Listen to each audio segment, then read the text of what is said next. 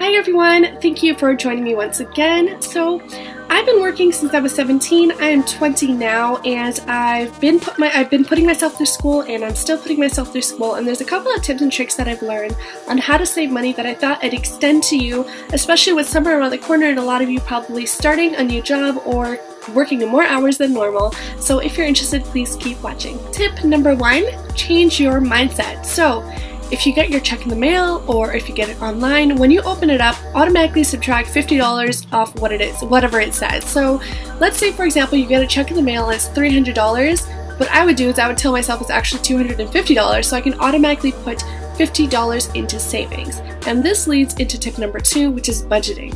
So now that you've created a mindset where you automatically think you have less money than you do, then naturally that would mean that you are saving some money. But furthermore, you can save even more money because now you have $250 and now you can split into what is going to be your allowance and what is going to be your savings. So for me, if I have $250, I would think to myself, how much money do I need to comfortably live for the next 2 weeks until my next paycheck comes in? So if I have $250, I would normally tell myself $100 should be more than enough for me to take over 2 weeks, because my personal life is one that is pretty much comprised of school and work, so I really don't get that much opportunity to go shopping or go out with friends as frequently as maybe some other people do. And if that is your lifestyle where you do go out more or whatever the case is, then naturally give yourself a bit more of an allowance. But for me, even if I save $100 for 2 weeks, I normally still have $30, $40 left in my allowance when I get my new paycheck. So budget out of whatever total you have remaining after you subconsciously remove $50 into what your allowance is going to be and what your savings are going to be.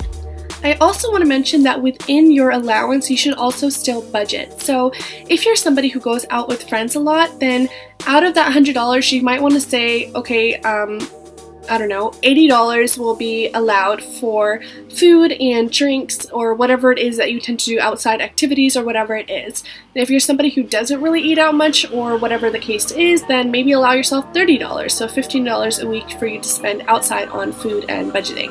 For me personally, my schedule is kind of awkward for school, so I often get hungry at random times and during class hours, so it's not like I can have a full-on lunch. So normally I tend to go out and buy some kind of light snack or whatever it is, and over the week that can accumulate. So if I have $100, then I will tell myself normally for my lifestyle that $25 a week will be, I will force myself to stay within $25 a week for food and beverage for outside of the home.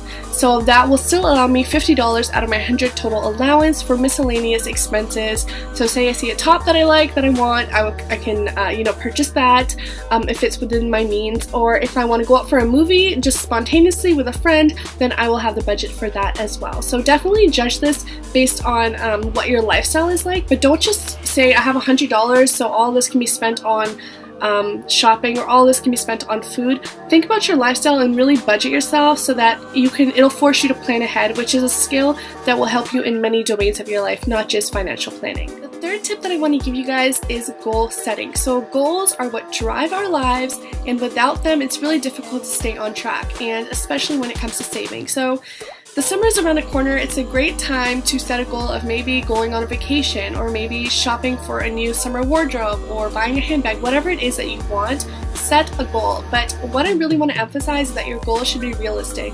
If you're working a minimum wage job, you're 17, and you say by the end of a year I want to save like $10,000 and it's minimum wage job, chances are you're not going to reach that goal and you're going to feel down, you're going to feel unmotivated, and you're going to think that there's a flaw in the formula. But there really isn't a flaw in the formula, there's a flaw in the way that you've approached the formula.